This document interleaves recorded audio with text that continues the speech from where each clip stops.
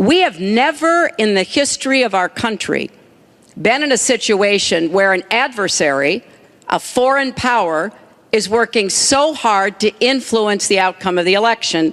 And believe me, they're not doing it to get me elected. They're doing it to try to influence the election for Donald Trump. Now, maybe because he has praised Putin, maybe because he says he agrees with a lot of what Putin wants to do, maybe because he wants to do business in Moscow. I don't know the reasons. But we deserve answers. And we should demand that Donald release all of his tax returns so that people can see what are the entanglements and the financial relationships we're going to get to that later. That he has Secretary with Clinton, Russians and you're out other of time. foreign powers. Well, I think I should Mr. respond Trump. because I don't know Putin. I think it would be great if we got along with Russia because we could fight ISIS together as an example, but I don't know Putin. But I notice anytime anything wrong happens, they like to say, the Russians, she doesn't know if it's the Russians doing the hacking.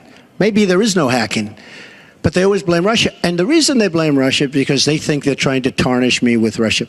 I know nothing about Russia. I know about Russia, but I know nothing about the inner workings of Russia. I don't deal there. I have no businesses there. I have no loans from Russia.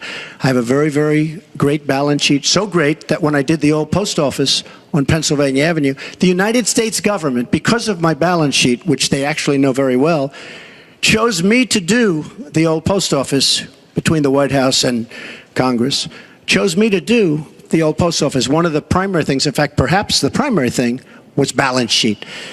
But I have no loans with Russia. You could go to the United States government and they would probably tell you that because they know my sheet very well in order to get that development.